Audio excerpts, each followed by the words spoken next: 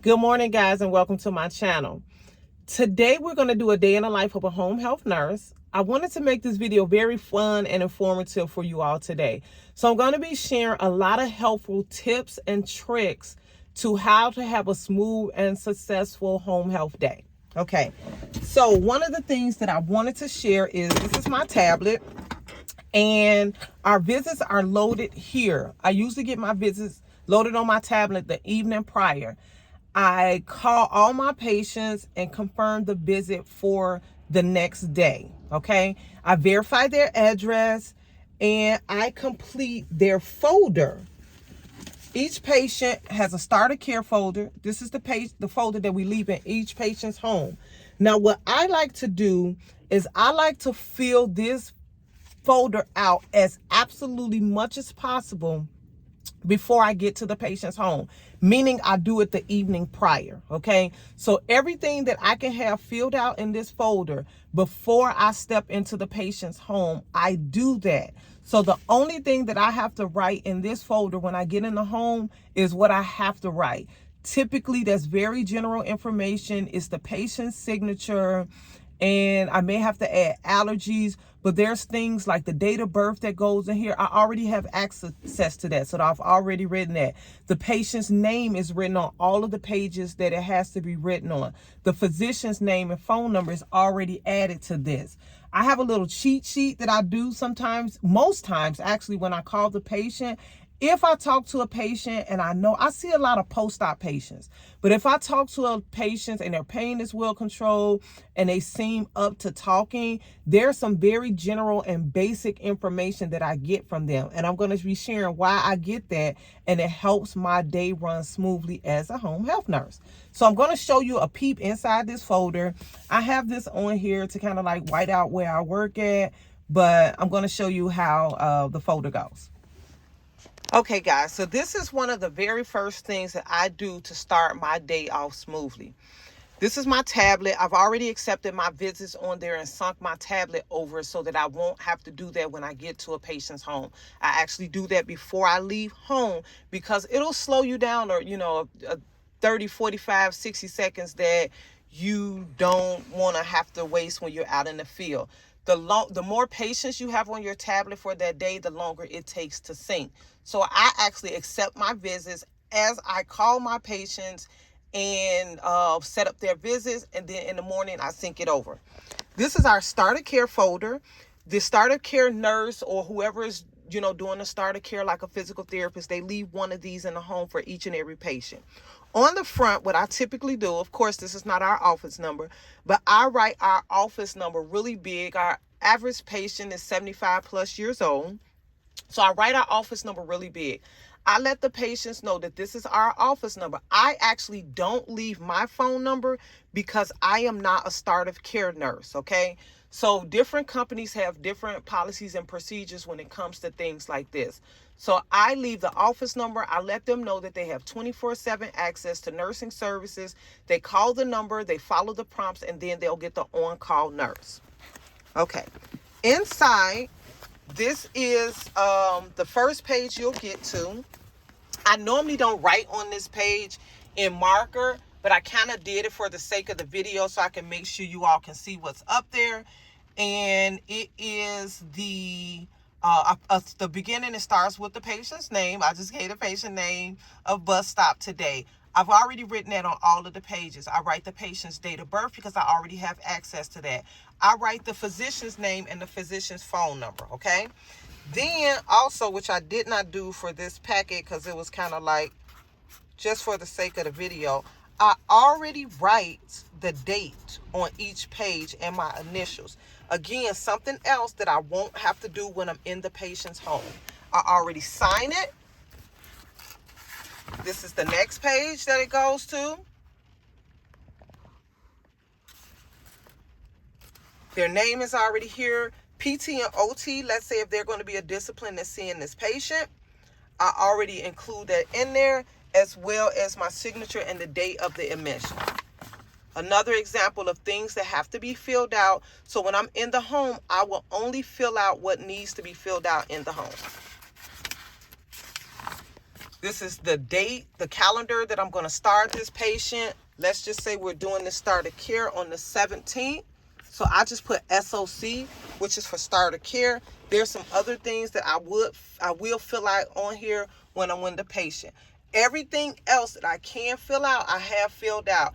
I put 1 week 1 as a frequency for occupational therapy and physical therapy because I don't know what they're going to decide. So I do plot the first visit on there, and then they will make any corrections. For skilled nursing, I leave that blank until I assess the patient.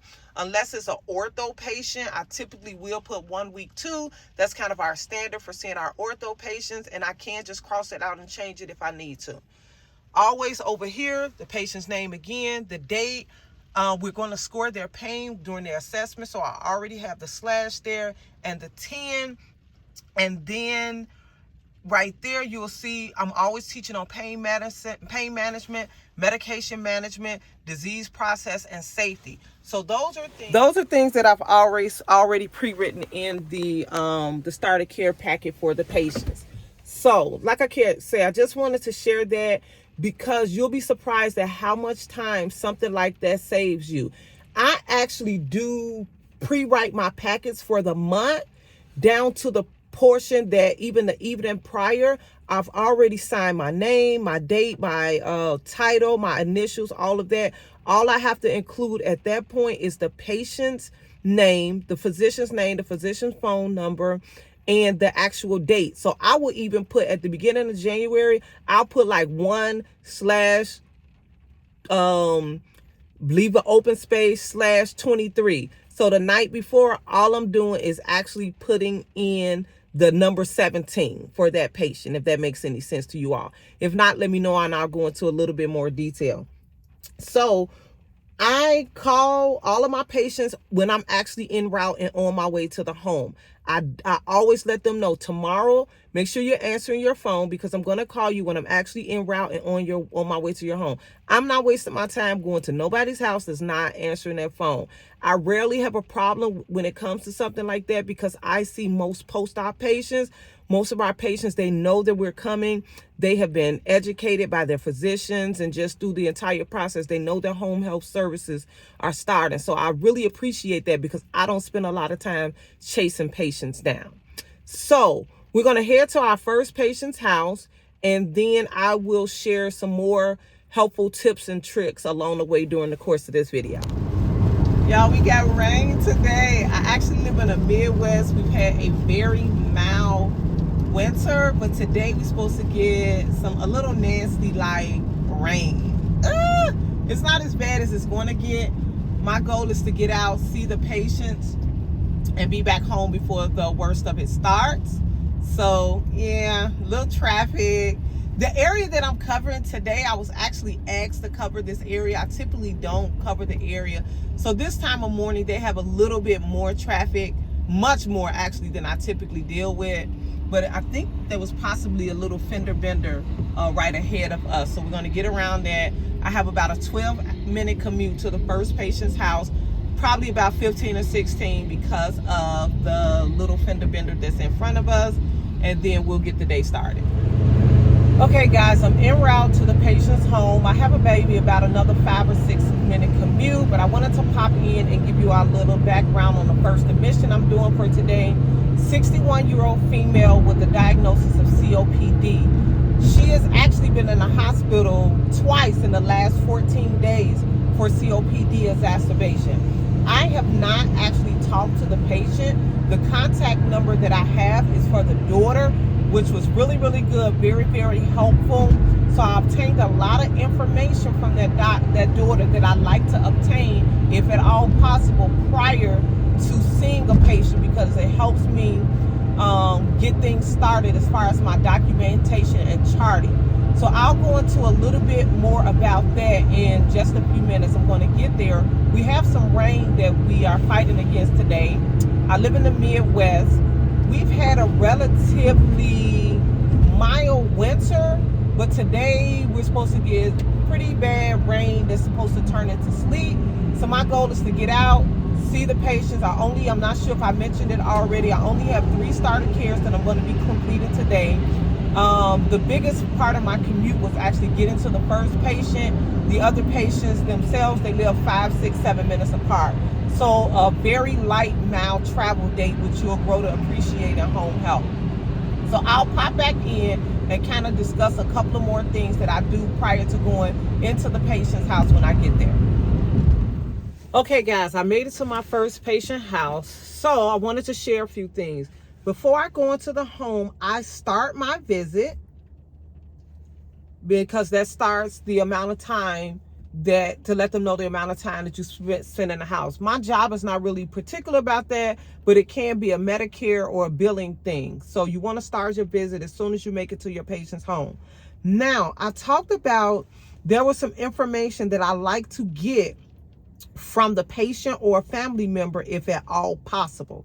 And for this particular patient herself, what I wanted to get, well, for most patients, if they have any allergies, I'll ask that. If their primary physician, I'll verify that. A lot of times, if I get my visits loaded to my tablet early enough, I'll call that day, the day before I actually see the patient, if the doctor's office is still open, and verify who the physician is and verify that the physician is going to sign the plan of care, and it's done already, okay? I don't have to do that on the day that I open up the patient, and I already know if there's a cause of concern. Sometimes the patient hasn't seen the doctor in a while, so the doctor will say, we are her primary physician, but the patient needs to come in and see us within X amount of days, so I can communicate that to the patient during the start of care, that you're going to need to follow up with your physician and make a follow-up appointment so that your physician can sign the plan of care. It's not always that you're able to do that, but typically I am able to make those phone calls, verify that physician, find out that the physician is a wrong physician, find out that the patient needs to follow up with the physician, or find out that the physician will sign the plan of care. There's other information that I gather. I verify with the daughter if the patient had any allergies. I'll also re-verify that when I'm in the home. I got the contact information. I found out that the patient already has had her flu shot, different things. I'm going to go through that whole cheat sheet that I have, because what I do is I take the time prior to going into the patient's house. I will spend about 3 to 5 minutes in my car, only if I feel safe enough. Let me add that too. If you feel like you're in a safe enough environment to do something like that, which I've never felt unsafe as a home health nurse, but I do want to add because different people go into different areas, okay? I'll take about good 3 minutes and put some information into the system while I'm sitting in the car before I go in. Then there's some information that I will put in while I'm in the patient's home. I'll put in my vital signs and a few other things. The electronic forms that they have to sign, we'll get that done, and a couple of other things. These things, the 3 to 5 minutes that I take before going into the home, and the few things that I chart on in the patient's home, cuts my charting down at home significantly. It makes me have to chart 15 to 20 minutes at the most on a patient for a starter care when I actually get home, because I've gotten a lot of that out of the way. I have a little tip and trick that I also do prior, the evening before, for starting the patient's actual narrative note. I pre-write the narrative note. I'll show you how you can do that, and then all I have to do is fill in needed information after I see the patient. But it makes for a smooth transition, cuts my work down greatly when I actually get home and actually do the rest of the patient's charting for the starter care. So I thought I'd just kind of add that in there for you. I'm going to go in, see this patient, and get to the next one, because like I said, I want to get in and out and not get caught in the really bad rain and weather that we're going to have in a few hours. Okay guys, we got our first admission done. I'm back in the car. So I kind of wanted to show you all a couple things that's here in the car with me. First off, these are the carbon copies that come out of the starter care book that I need when I'm doing the charting. It's the carbon copy of the medication list and emergency plan of care. I use this information while I'm doing the patient's OASIS, the starter care assessment itself, while I'm doing my documentation. So I always remember to get these 2 pieces of paper out of the packet, the folder that I leave in there. A clipboard. I always take in a clipboard. I put the patient starter care, the packet that they're actually going to be signing on here. It just makes for a hard surface to give them, you know, some sturdiness when they're signing. Because a lot of times the patient is sitting in a sofa or on a recliner or something like that. They're not always at a table. So always have you a clipboard handy. I usually have one in my front seat right up under the patient's packet that I'm going. So what I typically do, this is the patient that I'm about to see, and I'm just gone. Another thing that I didn't show you all is on the back of each patient that I'm about to see, Miss Bus Stop that we saw, I put the patient's name, address, and telephone number. It's back there for me. So when I get in my car and I'm headed and I'm en route to the patient's home, I just go in, I go from patient to patient, put their number into my GPS, call them and let them know that I'm en route, and let them know how soon the GPS is telling me that I'll get there. So that's just another helpful tip and trick that I wanted to share. I'll be sharing some more along the way in this video. We're going to head out to our next patient. Our next patient is let me tell you how old she is. She is another 61-year-old female. She's a 61-year-old female, status post CVA and hypertension. So we're going to go and see her and get her case opened up. So I'll pop back in and check with you guys shortly. Okay, guys, we've made it to patient number 2. So I kind of wanted to show you all where I keep my work bag and a couple of other things when I'm in the car. And I'll also show you a few things that I've taken the patients home with me. Okay, so I have this little box. Actually, I got it from, I think this is from Aldi. It keeps my work bag, which you should always have like a barrier in between your work bag and your car. These are foot slippers. I take these in each patient's home, especially in the winter and when it's raining on a day like today, because people don't want you to get their carpet and different things like that wet. You should not be in a patient's house with your shoes off. If people ask you to remove your shoes, let them know that you cannot do that. You have to wear slippers. Okay, it's a safety concern. So also, these are a couple of different type of barriers, and this is a sandy wipe to clean my tablet with. This is my CoaguCheck machine. We're going to use this a little later today. I'll show you how to use that for a patient with an INR. So what I'm actually taking in the patient's home is my sling work bag, which I think I've already inserted a little about this, and I did let you all know that I'm going to do a dedicated video to this. I grab my patient's folder. I grab my clipboard. I put that there. We have 2 different types of barriers that my company supplies. Most times I just take one of each. I usually just put it inside the patient's folder, and I'll open it up, and I'll use it as a barrier for my equipment as I use my equipment. And then I have my tablet. My bag is big enough to fit my tablet in it, but typically this is what I have when I go into the patient's home, as well as I have two ink pens so that they can do their signatures and different things like that. So kind of just wanted to show you exactly what I take in the patient's home. Okay, guys, I got all of my starter cares completed, all 3 of them. It's starting to get a little bit more rainy, but what I did want to share is a fun fact about me. I intermittent fast. So I don't eat or drink while I'm out seeing patients, which is helpful because it keeps me from having to go to the bathroom.